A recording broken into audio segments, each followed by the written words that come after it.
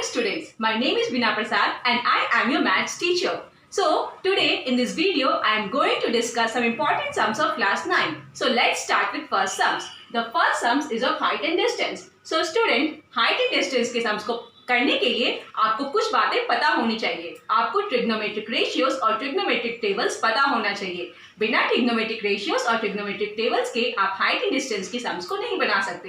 तो चलिए अब हम लोग सम्स पढ़ते हैं. सम्स है from the top of 7 meter high building, the angle of elevation of the top of tower is 60 degree and the angle of depression of the foot of tower is 30 degree. Find the height of tower. So students, इसका मतलब समझते हैं. मान लो अगर आप एक 7 metre high building पे खड़े हो, वहां से आप किसी टावर के टॉप को देख रहे हो, तो वहां पे जो आपका एंगल बनेगा वो 60 डिग्री का होगा. और आप उसी बिल्डिंग से अगर टावर के फुट को देख रहे हो, तब जो आपका एंगल बनेगा वो 30 डिग्री का होगा. तो हमें यहाँ पे टावर की हाइट पता करनी है. सो स्टूडेंट्स, पहले हम लोग एंगल ऑफ एलिवेशन और एंगल ऑफ डिप्रेशन का मतलब समझते हैं. स्टूडेंट्स, मान लो आप ग्राउंड लेवल पे खड़े हो और आप किसी ऑब्जेक्ट को ऊपर की तरफ देख रहे हो, तो ये जो लाइन होगा आपका, ये लाइन ऑफ साइट होगा और ये आपका हॉरिजॉन्टल लाइन.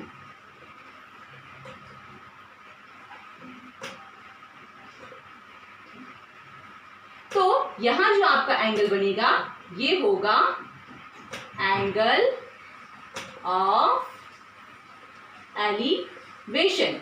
मतलब आप अगर ग्राउंड लेवल पे खड़े हो और आप किसी ऑब्जेक्ट को ऊपर की तरफ देख रहे हो, तो लाइन ऑफ साइट और हॉरिजॉन्टल लाइन के बीच जो एंगल होगा वो एंगल ऑफ एलिवेशन होगा. अब हम लोग एंगल ऑफ डिप्रेशन पे आ जाते हैं. मान लो आप यहाँ पे खड़े हो और आप किसी ऑब्जेक्ट को देख रहे हो जो नीचे की तरफ है, तो यहाँ पे ये आपका लाइन ऑफ साइट हो जाएगा और ये हमारा हॉरिजॉन्टल लाइन.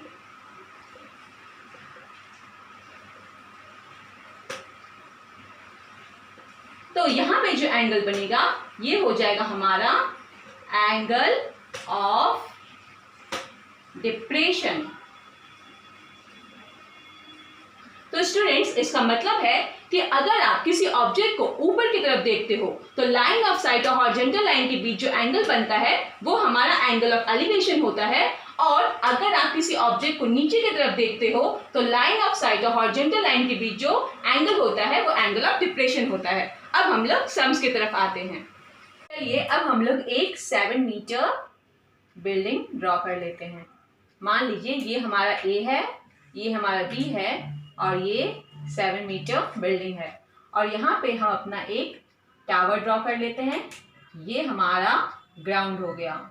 सो स्टूडेंट्स, यहाँ पे बोला है कि अगर आप बिल्डिंग के टॉप से अगर आप टावर के टॉप को देखोगे, तब जो आपका एंगल बनेगा वो आपका 60 डिग्री का होगा. और अगर आप बिल्डिंग से अगर आप टावर के फुट की तरफ देखोगे, तब जो आपका हॉरिजॉन्टल लाइन के साथ एंगल बनेगा वो आपका 30 डिग्री का होगा. सो स्टूडेंट्स, यहाँ पे क्योंकि ये और ये लाइन पैरेलल है, इसलिए अगर ये 30 डिग्री है तो ये भी 30 डिग्री होगा, ऑल्टरनेट इंटीरियर एंगल्स. और अगर ये 7 मीटर है तो ये भी 7 मीटर होगा. सो स्टूडेंट्स, मान लीजिए हम लोग इसे सी, डी और ई मान लेते हैं. सो हम लोग पहला ट्राइंगल लेते हैं. सो हम लोग पहले इस वाले ट्राइंगल पे आते हैं.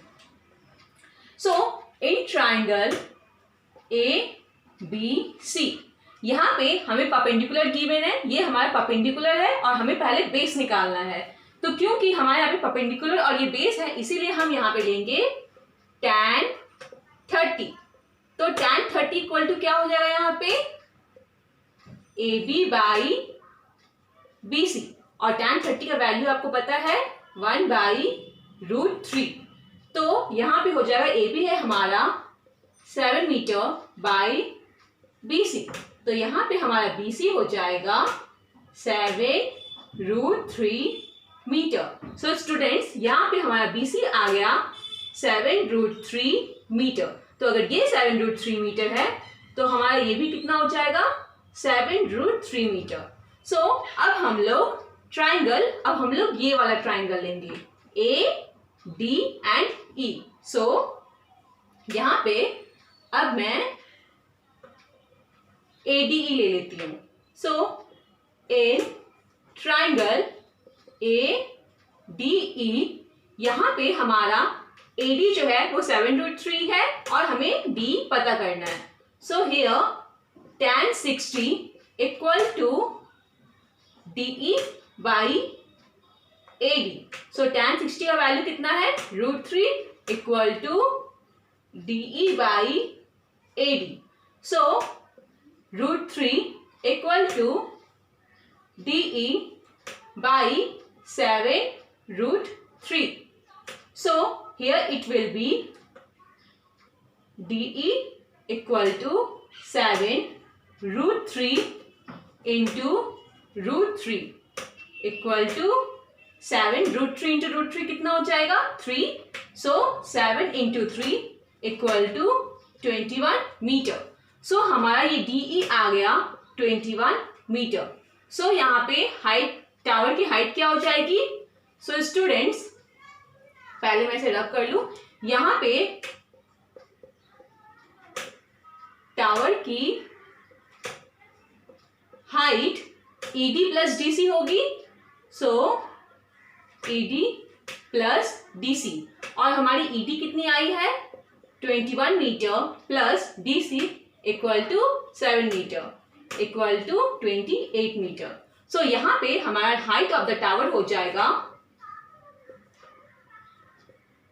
height of tower equal to 28 metre. So students I hope आपको ये सम समझ में आ गया होगा। अब हम लोग नेक्स्ट सम्स पे आते हैं। हमारा जो नेक्स्ट सम्स है वो ट्रिग्नोमेट्री का है और यहाँ पे हमें प्रूफ करना है। तो प्रूफ क्या करना है tan A by 1 minus cot A plus cot A by 1 minus tan A equal to 1 plus tan A plus cot A। So यहाँ पे हम लोग को ये प्रूव करना है कि लेफ्ट हैंड साइड जो है वो राइट हैंड साइड के इक्वल होना चाहिए। So students cot A equal to 1 by tan A भी होता है, ये आप लोग जानते हो। हम लोग cot A को 1 बाई tan A भी लिख सकते हैं। तो चलिए प्रूव करते हैं। First I will take left hand side.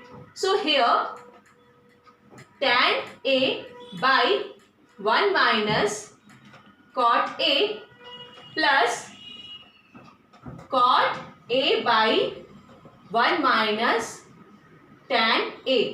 सो यहाँ पे ये हो जाएगा tan A by 1 minus cot A को हम लोग 1 by tan A लिखेंगे। 1 by tan A प्लस यहाँ पे हम लोग cot A को 1 by tan A लिखेंगे by 1 minus tan A। So here it will be tan A by, यहाँ पे एलसीएम ले लेंगे तो नीचे आ जाएगा tan A by tan A minus 1 plus 1 by tan A by 1 minus tan A। So equal to tan A into tan A by tan A minus 1। यहां मैं इसे रब कर रही हूं plus 1 by tan A into 1 by 1 minus tan A। So it will be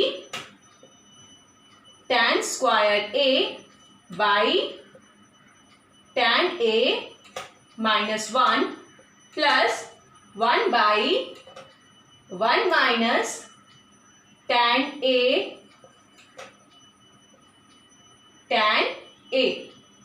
यहाँ पे हम लोग ने tan A को 1 माइनस tan A से मल्टीप्लाई कर दिया तो ये हो गया 1 minus tan A equal to, यहाँ पे स्टूडेंट्स हम लोग माइनस कॉमन ले लेंगे नेक्स्ट स्टेप में। तो ये हो जाएगा tan square A by a minus 1, यहाँ पे प्लस 1 बाई, यहाँ पे हम लोग माइनस कॉमन लेंगे तो जो नेगेटिव है वो पॉजिटिव हो जाएगा और जो पॉजिटिव है वो नेगेटिव हो जाएगा। सो यहाँ पे जो माइनस tan a है वो tan a हो जाएगा और यहाँ पे जो प्लस 1 है वो माइनस 1 हो जाएगा एंड ये tan a। यहाँ पे हमारा ये आ गया। तो नेक्स्ट स्टेप में होगा tan square a by tan a minus 1, यहाँ पे प्लस माइनस माइनस हो जाएगा 1 by tan a minus 1 tan a equal to, हम लोग एलसीएम ले लेंगे तो नीचे हो जाएगा tan a माइनस 1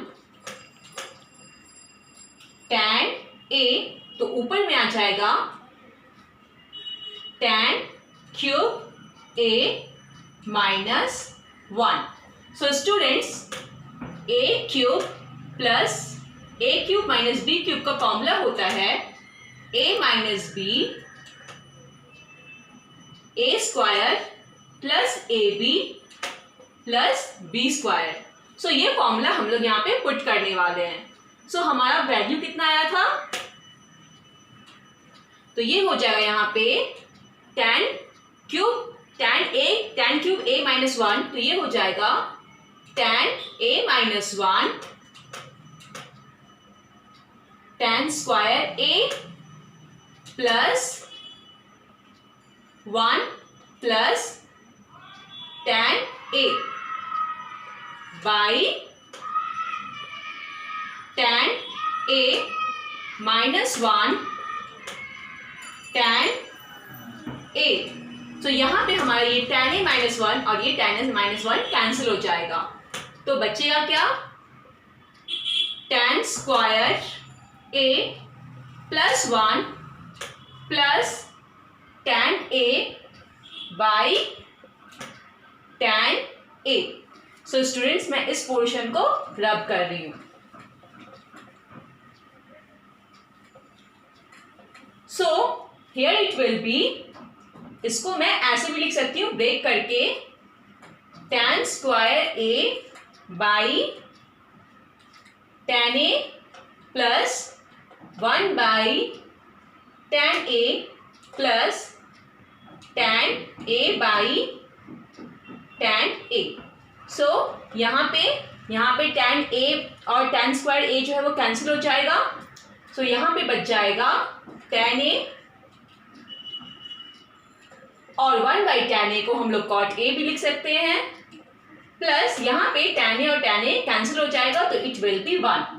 सो हमारा लेफ्ट हैंड साइड और राइट हैंड साइड जो है वो प्रूव हो चुका है, because here it will B tan a plus cot a plus 1 and here also 1 plus tan a plus cot a. So here LHS equal to RHS proved. I think आपको ये सब समझ में आ गया होगा। Thank you. So students, let's start with third sum. हमारा third sum है a toy is in the form of a hemisphere surmounted by a right circular cone of the same base radius as that of hemisphere. If the radius of the base of cone is 21 centimeter and its volume is 2/3 of the volume of hemisphere, calculate the height of cone and surface area of toy. So students, पहले इसका मतलब समझते हैं। मान लीजिए एक toy है जो कि हेमिस्फीयर के फॉर्म में है, तो हमने यहाँ पे एक हेमिस्फीयर ड्रॉ कर लिया। ओके, सो और बोल रहा है उसके नीचे राइट सर्कुलर कोन है, राइट सर्कुलर कोन से वो आगे बढ़ा है। सो हमने एक राइट सर्कुलर कोन बना लिया। सो इसका जो रेडियस है, लाइक हेमिस्फीयर का जो रेडियस है वो कोन के रेडियस के इक्वल है।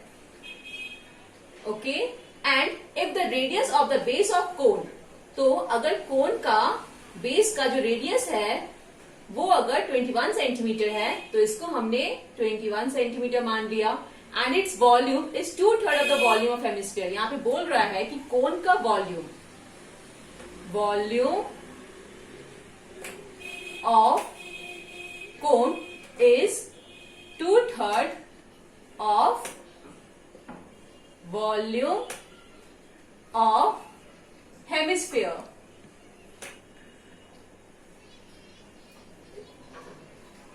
मतलब कोन का वॉल्यूम जो है वो हेमिस्फीयर के वॉल्यूम के 2/3 है। तो हमें कोन का हाइट पता करना है और एक टॉय का सरफेस एरिया पता करना है।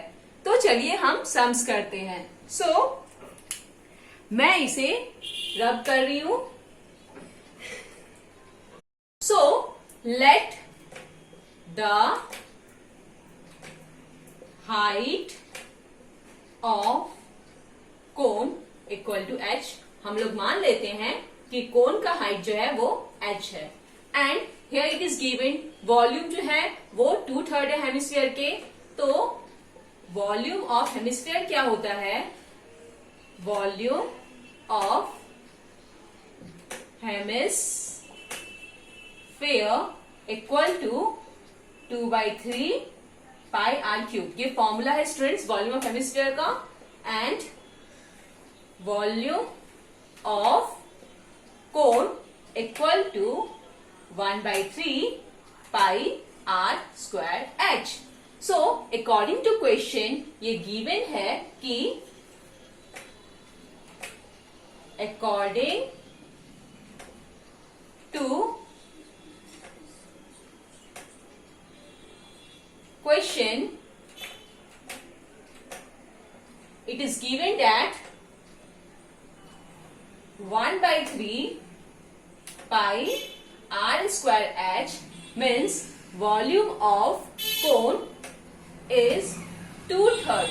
वो 2/3 है of volume of hemisphere। 2/3 into 2/3 pi r³।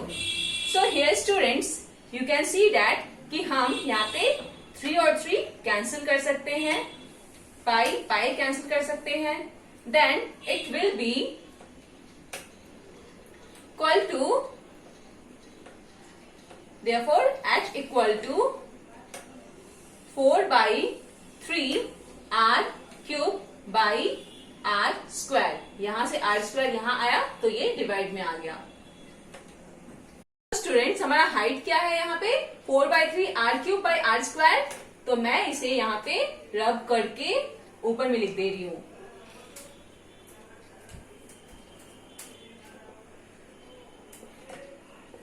Height equal to 4/3 r³ by r²। So it will be 4/3 r³ minus 2 equal to 4/3 r। और हमारा r कितना है यहाँ पे? 21 centimetre. So it will be 4/3 into 21 centimetre equal to 3 7 जा 21 equal to 7 4 जा 28 centimetre. So हमारा यहाँ पे हाइट आ गया 28 centimetre. So equal to height of cone equal to 28 centimetre. So students हमारा हाइट यहाँ पे 28 सेंटीमीटर आ गया था। अब हम सरफेस एरिया ऑफ टॉय निकालेंगे। So surface area of toy will be equal to curved surface area of hemisphere plus curved surface area of cone. So students, curved surface area of hemisphere का formula है 2 pi r² and curved surface area of cone का formula है pi R L. So according to the sums हमारा क्या हो जाएगा, मैं इसे रब कर रही हूं।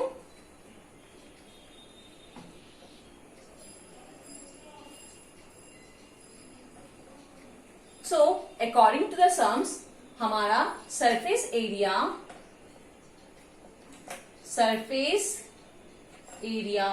Of toy will be 2 pi R square plus pi R L. So यहां पे equal to 2 pi R square plus pi R. L जो है फॉर्मूला, यहाँ पे एल का भी फॉर्मूला है स्टूडेंट्स। एल का फॉर्मूला है यहाँ पे root S square plus R square. तो हम लोग यहाँ पे एल की जगह पे root S square plus R square put कर देंगे और यहाँ पे हम लोग अब पाई एंड आर कॉमन ले लेंगे। तो यहाँ क्या आ जाएगा 2r plus root H square plus R square. So here it will be 22/7 into हमारा रेडियस कितना था 21, 2 into radius 21 plus root H square. H हमारा कितना निकला था 28, सो 28 का होल स्क्वायर प्लस रेडियस 21 का होल स्क्वायर। सो स्टूडेंट्स हमारे यहाँ पे क्या आ गया, मैं इसे रब करके ऊपर लिख रही हूं।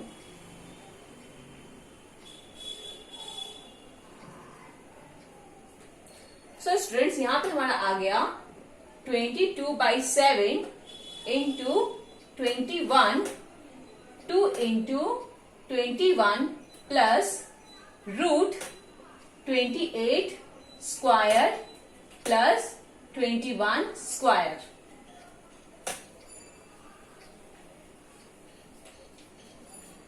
So it will be 22/7 into 21, 21 2s are 2 1s are 2, 2 are 4, 42 plus 28 का whole square. It will be 784. 784 plus 441. So it will be here. हम 7 से 21 को कट कर देंगे तो यहाँ पे 22 into 3 it will be 66 and here it will be 42 plus 784 plus 441 कितना हो जाएगा हमारा 415, 8 4, 12 का 2 कैरी 1, 7 4 11, 1 12, 1 2 2 5.